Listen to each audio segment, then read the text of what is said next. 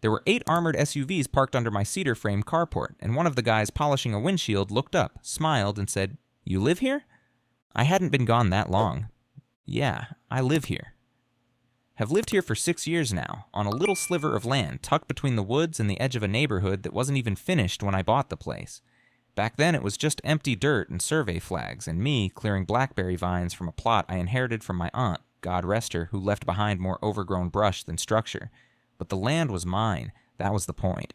I'd just left a job I hated, cashed out early from a career I didn't believe in anymore, and put everything I had into turning this weirdly shaped, half-forgotten lot into something peaceful. It's not big, about 2 acres total, but it's private. My nearest neighbor's 100 feet away, and most of the land's uphill and wooded. The lot itself used to be part of an old rural property line carved out before the neighborhood was a thought, which meant, and this is important, it was never part of the HOA that eventually formed when they built out the rest of the area. At first, no one cared. I wasn't technically in the neighborhood, I didn't get the newsletters, didn't pay the dues, didn't vote in their silly meetings, and I was fine with that. I kept to myself, planted trees, rebuilt the rotting shed into a proper carport, and eventually got the whole place looking like a rustic, functional little patch of life. No lawn signs, no drama. Just me, my dog, a decent Wi-Fi signal, and a long to-do list that never really ends. The HOA folks didn't bother me much. There were a few attempts early on, flyers left on the gate about voluntary beautification guidelines, an invitation to a 4th of July cookout that I ignored, but nothing serious. Honestly, I thought we had a quiet little Cold War going. They didn't want me in their system, and I sure as hell didn't want to be. Worked out fine, until recently anyway. That's when things started feeling off. I started noticing more people walking up along the edge of my property line, more cars stopping at the easement gate, and one morning I found 2 landscapers halfway up my gravel path, taking photos of the tree line like they were measuring it for a patio. When I asked what the hell they were doing, they said something about a site prep contract from the HOA. I told them they were on the wrong side of the fence. They apologized and left. And then I left too. Took a consulting gig out of state for a couple weeks, something that paid well and let me camp out near the coast. I double-checked my property cameras, locked the gate, told a neighbor I trusted to keep an eye on things. I didn't think I'd come back to 8 armored vehicles using my land as a damn motor pool. But sure enough, there they were. Black mat SUVs, each one bigger than the last, lined up in a row like a tactical showroom. They weren't idling or anything, but the presence was loud enough. Those things make a statement even when they're just sitting still. And I mean armored. Steel plating around the fenders, bulletproof glass, reinforced tires. These weren't your cousin's lifted Jeeps. They looked like they belonged to a security detail in a country with no constitution. The weirdest part? None of them looked out of place. Like they belonged here now. Like my land had been waiting for this. And the guy who asked if I lived here? He didn't even flinch when I said yes. Just nodded and went back to checking his iPad like I was some squatter who'd wandered too close to the valet line. So once I got past the part where my brain was still buffering, I did what any semi-rational person would do. I asked for the boss. One of the security guys, mid-30s, clean uniform, polite in that slightly menacing way, pointed me toward a guy sitting under a pop-up canopy with a clipboard and a 2-way radio. Owen Keller. That was the name on his vest. He stood up, shook my hand like this was a scheduled meeting, and said, "You must be Eli. Connie said you'd be back soon." Connie? That'd be Connie Redfield, president of the Birch Hollow Homeowners Association and local tyrant in a beige SUV. We'd only ever spoken once, briefly, about fence heights back when the HOA first formed, and I'd made it very clear then, I'm not in your jurisdiction. My land is recorded separately, it's taxed separately, and I've never signed a single agreement with you people. It's not a complicated concept. But somehow, I had a strong feeling that was about to stop mattering. Owen handed me a packet of papers. Not aggressive, just process-oriented. Everything he said was calm, like he was explaining a new benefits plan. He told me that Valentis Response, the security outfit he manages, had entered into a temporary 6-month lease with the HOA for a secure vehicle staging site. That site, according to the contract, included Parcel B, Southeast Slope Zone, adjacent to the creek bed access. I didn't even need to read further. I knew what that meant. Parcel B was mine. I told him flat out that the HOA doesn't own this land. He nodded, still polite, and said something like, "That's between you and them. All I know is we have a signed lease and my guys are parked legally." Then he added, like he was doing me a favor, "We don't plan to be disruptive. It's just vehicle storage, low traffic, nothing overnight." I asked if he'd mind moving the vehicles off while we cleared this up. "No can do," he said, and he didn't even sound smug about it, just matter of fact. "You'll need to take it up with the property holder." The property holder. That'd be me, except apparently not anymore. I marched back to the house and started digging through everything I had: deed records, property maps, the original survey I'd done when I bought the land.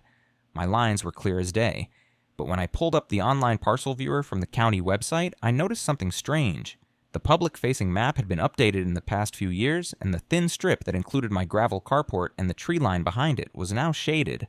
Light green. Community common space. I just stared at it for a second. That land had never been common anything. I paid taxes on it every year. I'd planted half those trees myself, and now, thanks to some half-baked digital map layer, it looked like I was just squatting on HOA turf.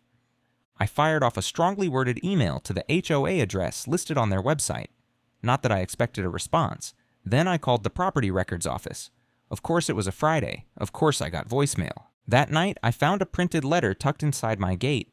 HOA letterhead, neatly folded. It read, "Dear property neighbor, Birch Hollow. HOA has entered a short-term land use agreement with Valentis Response to support enhanced community safety during the ongoing security concerns in the region. Your cooperation is appreciated during this temporary measure. Disruptions should be minimal. Sincerely, C. Redfield, HOA President." Disruptions should be minimal, on my land.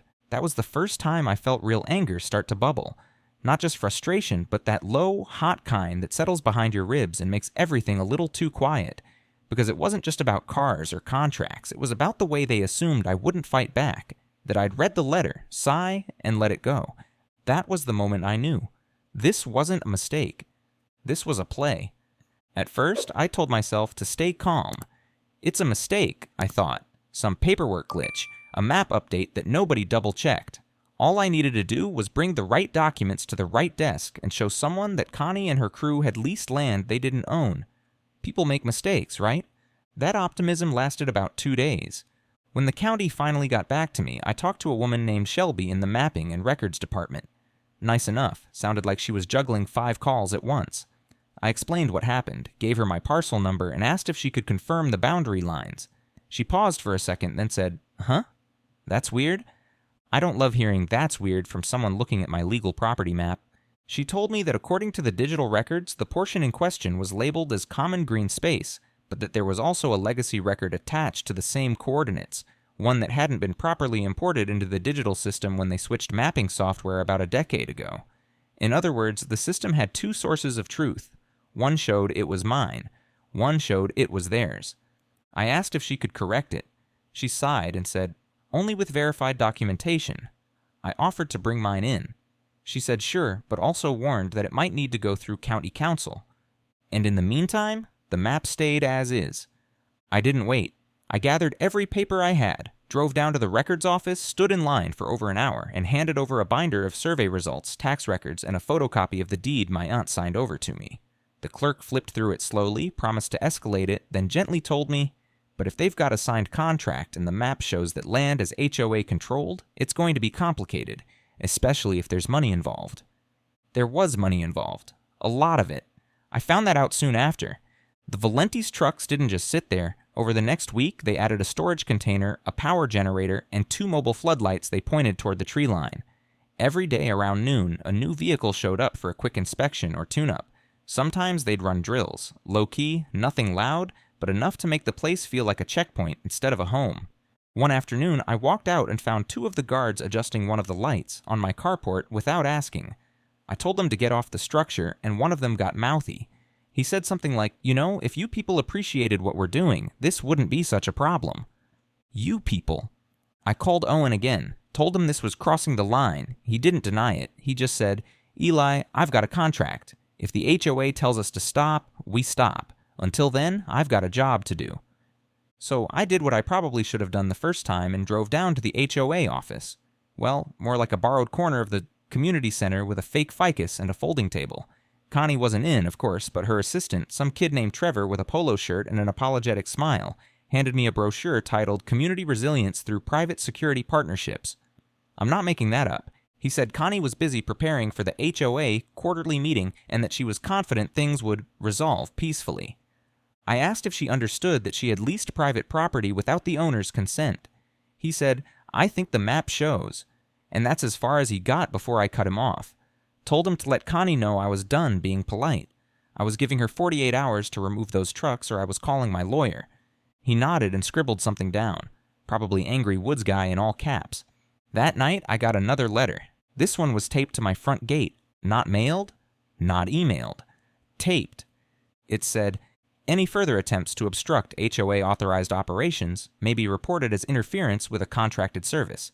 Please refrain from confrontational behavior toward Valentis response personnel.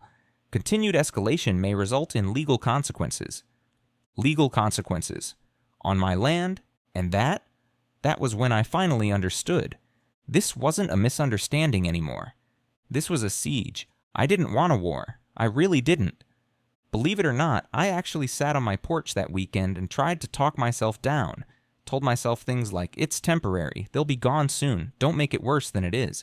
But every time I looked out at that line of matte black vehicles and the portable generator humming under my cedar beams, that voice got a little quieter. So I tried the legal route, really tried.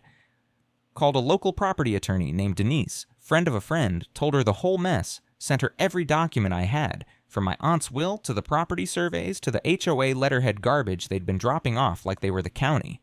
She looked over everything, asked a few questions, and said, "You've definitely got a case here. The problem is, it's gonna be slow." Slow, as in months. Slow, as in hearings, filings, public notices. Meanwhile, the truck stayed. The guys with sunglasses and earpieces stayed. One of them had started jogging laps around the perimeter like he was prepping for deployment. They were settling in. Still, I played by the rules, filed a formal cease and desist, mailed it certified to both the HOA office and Valenti's headquarters, attached the legacy parcel documents Denise dug up for me that clearly showed the original boundaries, including the strip they were occupying. No response, so I went to the next HOA meeting. First time I'd ever bothered. It was held in the community clubhouse, the one with way too much faux stone and that weird smell like old paint and lemon Lysol. The room was full. Neighbors, board members, a couple folks I hadn't seen in years. Connie stood at the front like a TED Talk presenter, wearing a cream blouse and that tight little smile like nothing was burning down around her. When they opened the floor for comments, I stood up. Not loud, not dramatic, just stated who I was, where I lived, and what had been happening on my property. I asked politely why the HOA was ignoring a formal challenge to their claim, and whether they'd be willing to put the matter on hold while the county reviewed the boundary dispute. Connie never looked rattled. That's what bugged me most. She tilted her head like she was genuinely listening, then said, "Mr. Moreno, we appreciate your concern. We're aware of the discrepancy, but all actions taken were based on publicly available GIS mapping provided by the county. If that's since been challenged, we'll certainly review the outcome when it becomes available." Then she added with this practiced sympathy, "In the meantime, please understand that the community's safety remains our top priority." Someone clapped. Not a lot, just one or two people.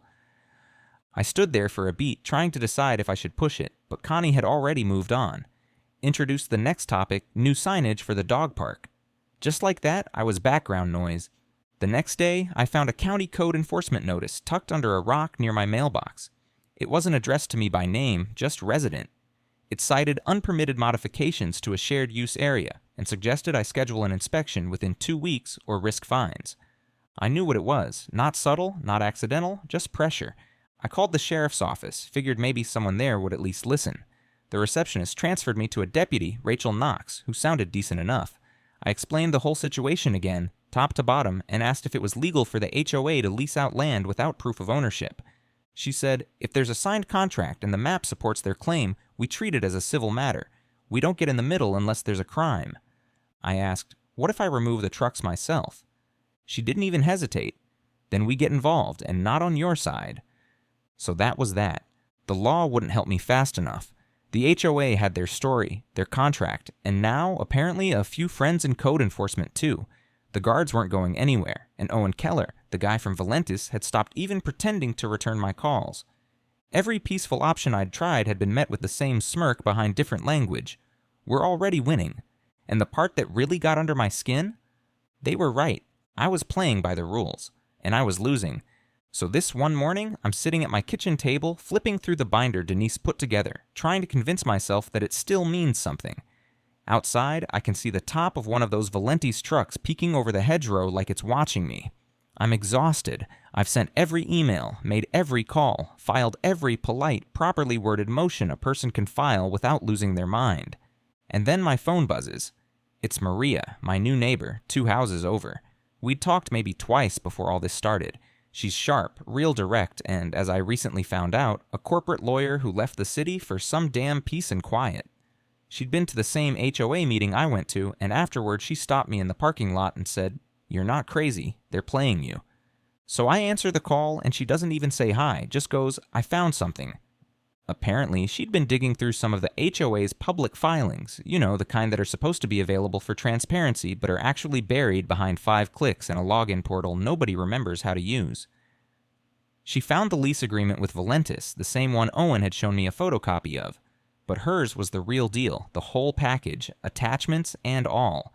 And on page 7, buried in the legalese, there's a clause. A tiny, quiet little clause that says, all leased property must be wholly and uncontestably owned by the HOA at the time of signing. In the event of disputed ownership, the lease is subject to immediate nullification without penalty to the lessee. Immediate nullification. She reads it out loud to me like she's reading a recipe. And I just sit there, stunned, because it's the first thing in weeks that feels like a solid piece of ground. But it gets better. Maria says, that clause was inserted by Valentis Legal, not the HOA. They were protecting themselves. That company's smart. They don't want to be liable for squatting on disputed land. The second you prove they're on your property, they're gone. I ask, but they have the map. The one that shows it's theirs. And she goes, sure. But I also pulled this. She sends me a blurry scan of a scanned scan, an archived land use record from back in the 90s. It's signed by the previous HOA president and my aunt. The key detail? It says in writing that my parcel was officially excluded from all HOA jurisdiction and was granted permanent private status due to its non-conforming boundary. The document is dated, notarized, and, here's the kicker, never included in the digital archive. Not missing, just never scanned in. As far as the HOA's digital files are concerned, that document doesn't exist. But in county records, it's there, and Maria found it because she didn't look where they wanted her to. She looked where nobody bothers to anymore. Paper archives, microfiche, that dusty back corner of the system. I drove over to her house that afternoon with a 6-pack and 1,000 questions. She answered most of them before I even opened my mouth. She'd already called in a favor with a former colleague who worked with land use law, and they were reviewing the language. She'd also confirmed with the county assessor's office that the legacy deed supersedes the digital record in the event of a conflict, which means legally that land is mine. Fully. No green space, no adjacent parcel, no footnotes. And the moment I can get that documented officially, certified, filed, and presented to the right office, Valentis has to leave. No lawsuit, no courtroom. Just one clause. And here's the part that made my blood run cold. She'd also found something else in the filings. A note from Connie, yes, our Connie, requesting that Parcel B be added to the HOA's digital map ahead of the annual land use report. It was flagged for community development review. That phrase is HOA speak for we're planning something big and we don't want to ask permission. She knew. She absolutely knew the ownership wasn't settled. But she pushed it through anyway.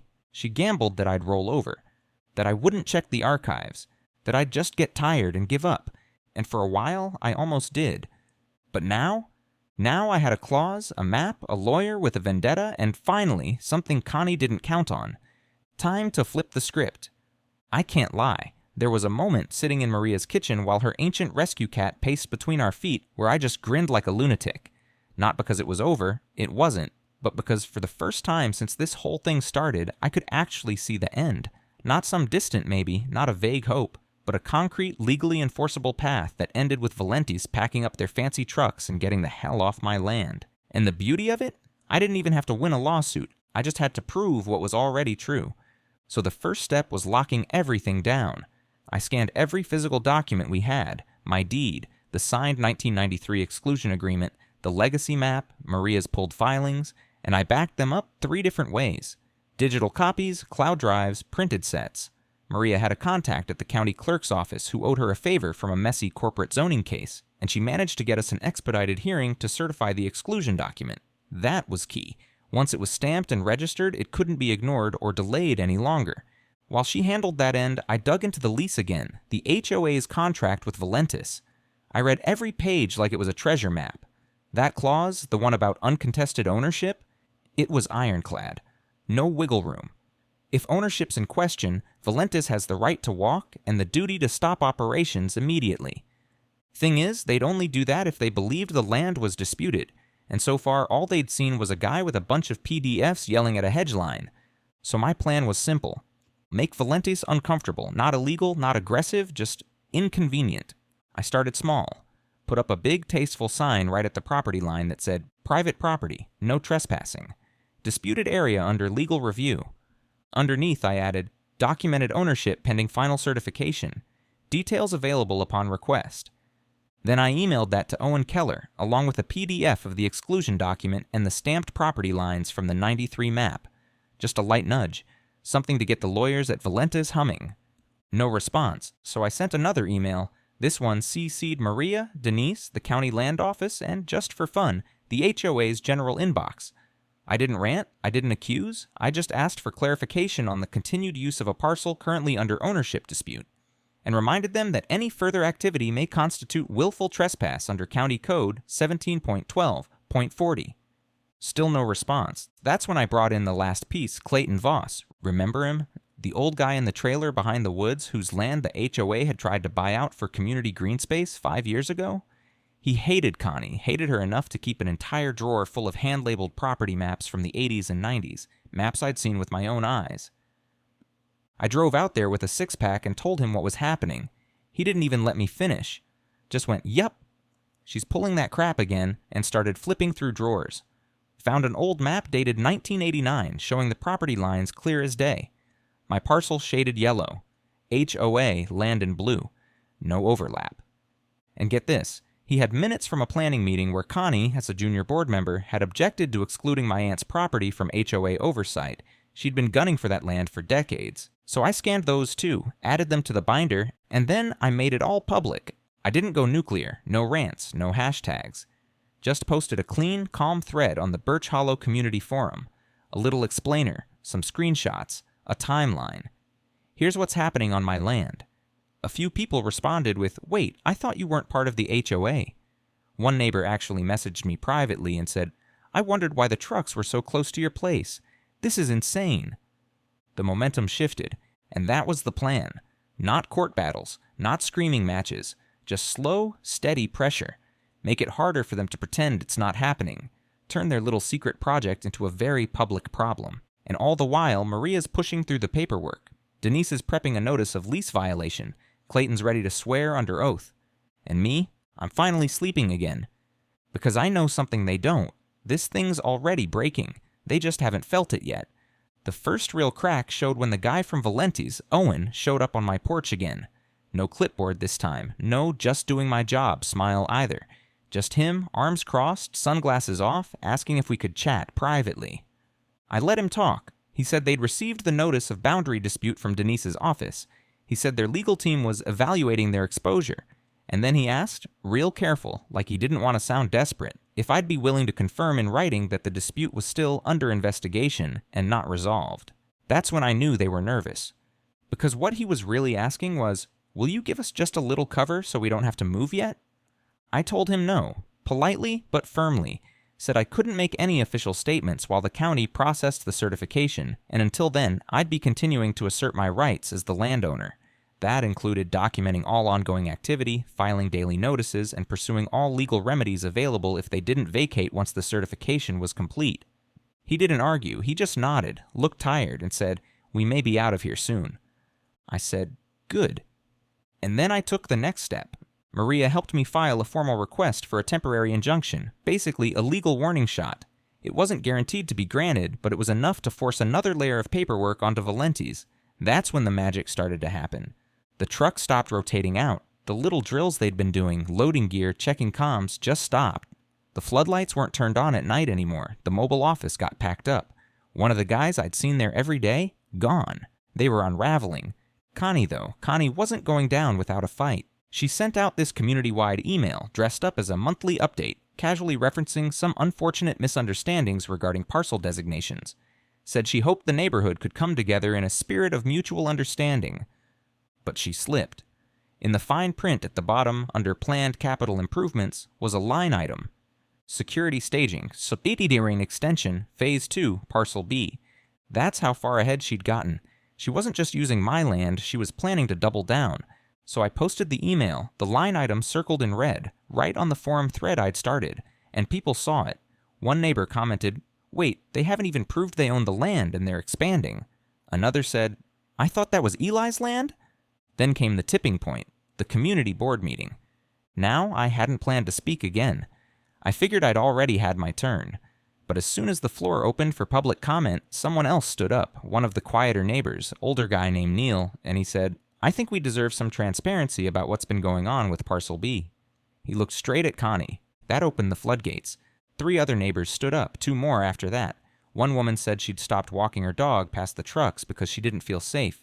Another asked why the HOA was risking legal problems just to store a bunch of military cars. I stayed quiet, just listened. And Connie? She was flustered, tried to pivot, said something about regional preparedness and unprecedented times, but it didn't land. She even tried to pull the Eli's always been difficult card, but by that point, people weren't buying it. Then Maria stood up, calm, professional, voice like she was in a courtroom. She laid out the timeline, the misfiled maps, the lease clause, the notarized exclusion, the land survey. She didn't make accusations, she just asked questions. Big, simple, obvious ones, like why didn't the board verify the ownership before leasing land to a third party? Or what happens when that third party finds out they've been misled? Dead silence. Owen wasn't there. None of the Valenti's guys were. They knew. And later that week, without fanfare, without apology, they started pulling out. First the lights, then the generator, then one by one, the trucks. I watched from my porch as the last one backed down the gravel path and disappeared through the trees. No drama, no goodbyes, just gone. And Connie? I didn't hear from her again. Not directly, but I heard she'd stepped back from her role. Interim board president was someone named Susan, who immediately sent out a survey asking residents how they'd like community decisions handled in the future. I didn't respond. I didn't have to, because the land was mine again, and this time nobody was going to forget it. The thing about a fight like this is people start paying attention right at the end, once the smoke's already clearing. A week after the last Valenti's truck disappeared, I woke up to an inbox full of messages. Neighbors I hadn't talked to in years. People I didn't even realize were reading the forum thread. One guy wrote, "Didn't know you had it in you." Another just sent a thumbs up emoji and nothing else. And then there was the message from a reporter. Small-time local paper, the Birch County Observer. Not exactly Pulitzer territory, but they had a section called Community Watchdogs that occasionally published pieces on HOA drama and zoning nightmares. The guy, Devin, said he'd seen the forum thread, done some background digging, and wanted to do a piece on the whole situation. I hesitated for about 10 seconds, then said yes. Not because I needed the attention, but because I knew exactly how people like Connie work. They operate in the shadows. They thrive on apathy. If the only consequence she got was a few angry neighbors and a little embarrassment at a board meeting, she'd be back in 6 months pushing another land grab. So I gave the reporter everything. Scanned documents, timeline, meeting notes, even a quote or two from Maria, who made sure to phrase everything legally.